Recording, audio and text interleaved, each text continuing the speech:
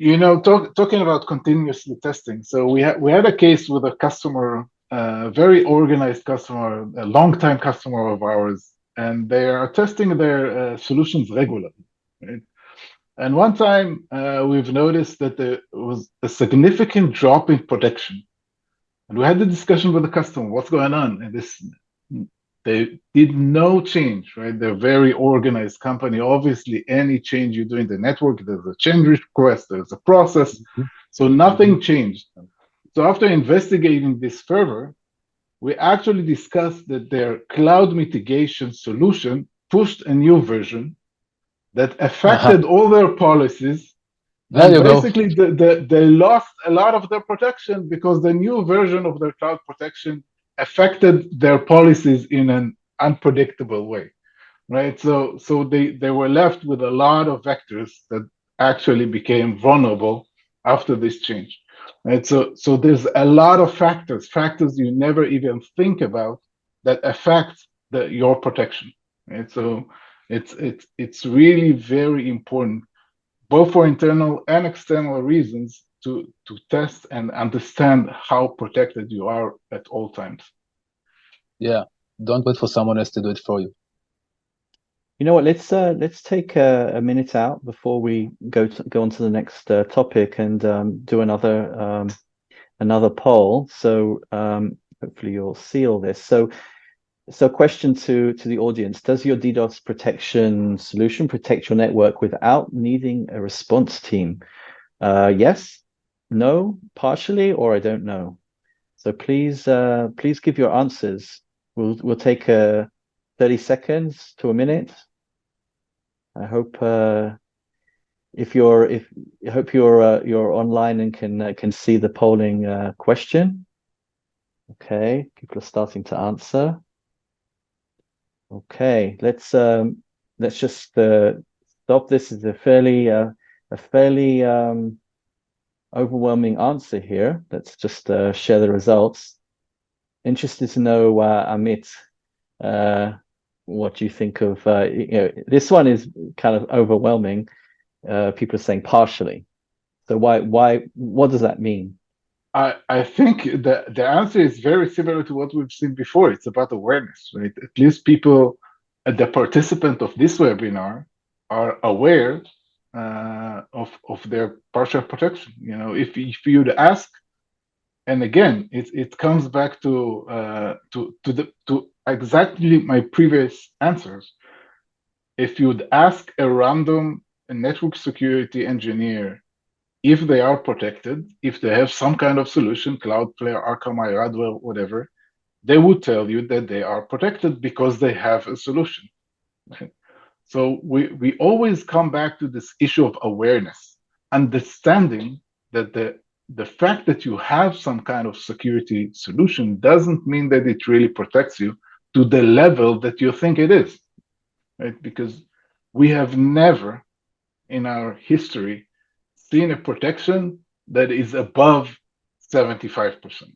Like the top of the top, the creme de la creme of solutions get you to 75%. Most of them are much, much lower, right? So I'm very happy that all the participants in this webinar have this awareness.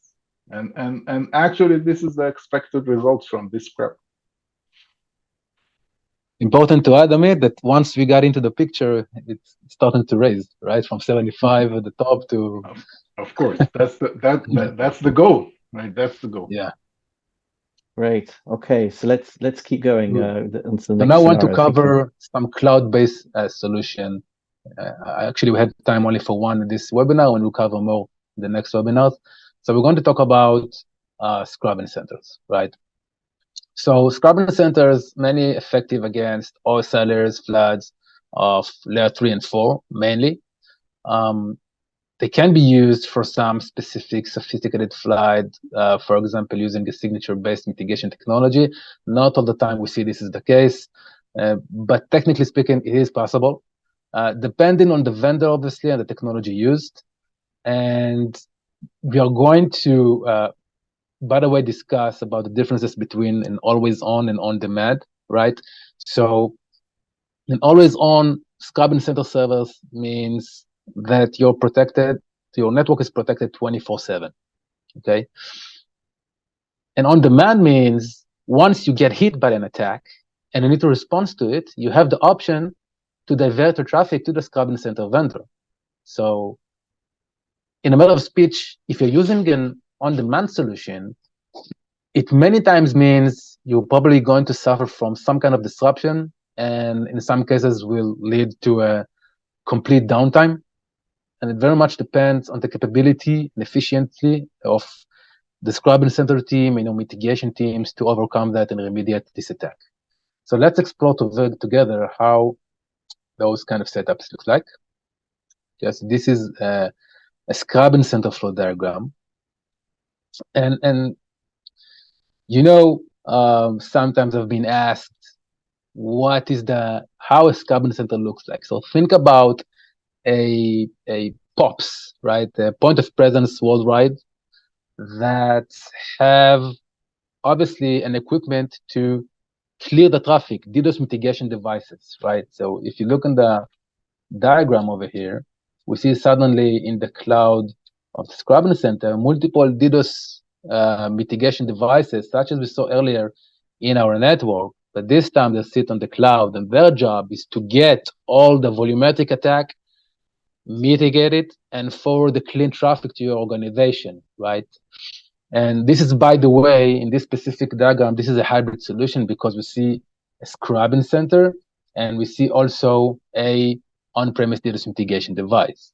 So those are a bunch of well-known scrubbing center vendors companies that we see that are giving good service to the customers. So basically, what it's not been blocked by the scrubbing center will be blocked by the on-prem device. This is how you extend your capabilities of removing threats away from your core network and handle them as far as possible from your core network on the cloud perimeter. And then at some point, and by the way, this is a BGP solution, so you need to verify that the scrubbing center vendor actually published the routes correctly. Your ISP published the routes correctly to your scrubbing center vendor. Amit, I'm sure you saw some cases on the field. I can share from my experience. We saw multiple cases where customers were paying a lot of money to scrubbing center services. And once we got into the picture, we saw, even in some cases, that only 30% and even less than that is actually scrubbed to the scrubbing center. 70% went through to the customer. So they pay a lot of money, didn't get the product they pay for, right? Actually, we've seen multiple cases of this happening. A lot of the cases, unfortunately, it's the fault of the customer and not necessarily the scrubbing center, where they do not send and do not publish all of their IPs through the scrubbing center. So once we started testing, we realized that some servers that are basically giving the same kind of service have a very different levels of protection. And then we find out that some of the IPs were not published through the scrubbing centers. We've seen other cases where entire services, like a set of services of a company, was not published through the scrubbing center. And again, they did not receive that protection. And this is really best practice for the companies to understand their own network flows, right? What is the flow, both internally and externally? By the way, we've seen other cases not related to scrubbing centers, where the internal flow of the traffic was not really understood by the team, and that's kind of reduced their protection on different internal levels, right? But we'll see that more prominently with scrubbing centers. Yeah, I just want to add to that one point. Also, we need to consider that BGP, right, is a protocol of routing. It's quite automated, and sometimes because of latency and location-based decisions of the protocol itself, this can be the reason for the traffic not to be routed correctly. But that's up to the ISP and the scrubbing center vendor to resolve that, and we see they're able to resolve it in some way or another eventually. So yeah, go ahead. Check your BGP routing. If you're using scrubbing center, check that, you can go to BGP, what's the name, the website, BGP Eyeglass or something like that. You can go straight ahead, look in Google BGP routes, and then put your subnet, see where it is actually routed through. What are the points in the network? Are you really going through your Scarbon center from each location in the world? You have the ability to do it freely. Obviously, we can assist you with that. We can guide you how to do it and what you need to ask from your vendors.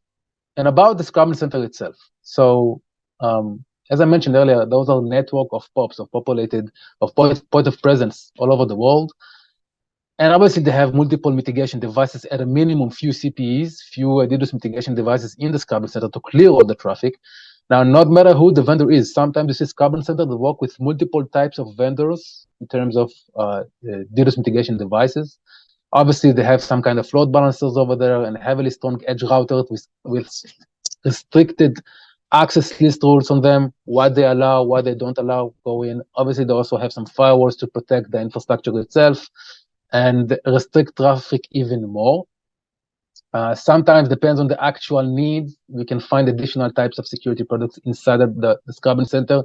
So you can think about it as if this is a big network infrastructure, properly distributed all over the world, with point of presence in specific countries, specific regions. And I want to go back again about the always-on and on-demand solutions. If you have the capability to use an always-on, this is always preferred.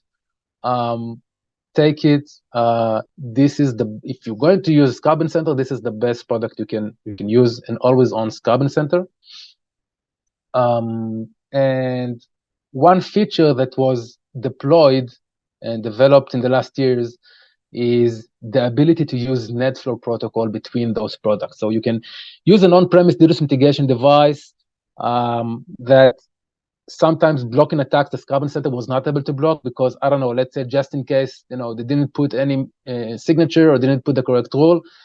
This DDoS mitigation device will understand, hey, I have a problem, I have a malicious traffic, will create a signature or will create a access rule based on the IP address, will send a NetFlow update to the Scarbon center vendor or even to your edge router, hey, block this type of traffic, block this source IP.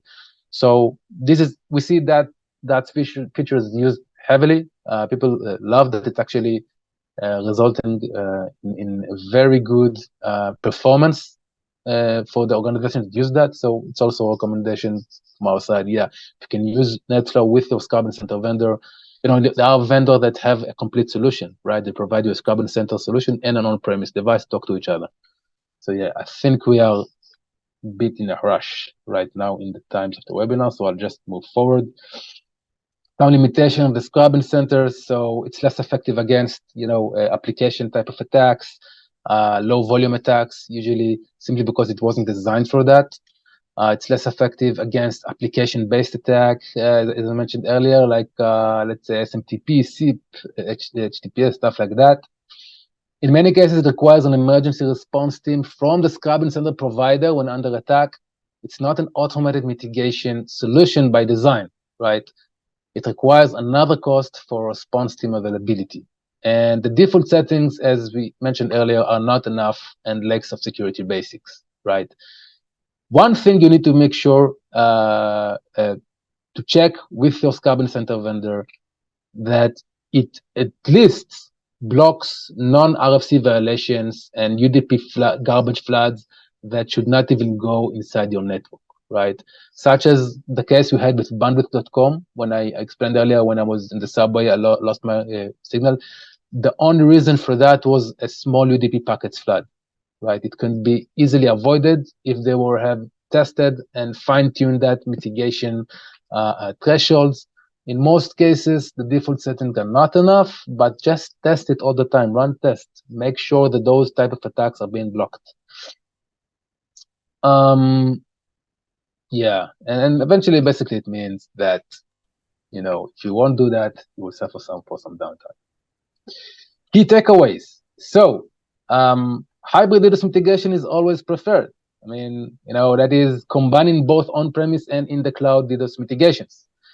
Use your Scarbon center to block all RFC violation packets and all volumetric attacks. Use your on-premise mitigation to handle all the rest. but prepare its settings also to block the volumetric and RFC violations, just in case your Scrub Center will not function as expected during an actual DDoS attack. Always on scrubbing service is always the recommended approach. An on-demand scrubbing service, scrubbing center service may almost always cause disruptions to online services, and sometimes even to a complete damage in downtime. And now it depends on how quickly you can divert your routes to the scrubbing center. Check that routes are correctly published and that all incoming traffic goes through your scrubbing center before it gets to your network. Enable signature-based protections. This is very important also on the scrubbing center and on the on-premise DDoS mitigation device, because signature protection basically means you are blocking a 100%, almost 100% verified DDoS attack, malicious packets. And last thing, verify expected SLAs, right? When you go and buy a scrubbing center service from your vendor, ask them, how much time do you commit for a remediation? Let's say that my organization is being attacked by a DDoS attack. What is the SLA I'm going to expect until you're going to remediate it and restore my services back in case of a downtime? Very important questions to ask. I encourage everyone here to go and make sure to get this information and make sure that you get the best deal, right? Any thoughts about it? One thing that you really need to understand here. Even when you have always on, of course, we always recommend always on, right? You want all your traffic to go through the scrubbing center all the time. One thing that we need to understand about SLAs, what you want to ask, you will probably not get an answer. But one good thing to ask your scrubbing center provider is how much of your protections are completely automated and how many are based on SOC actions, right?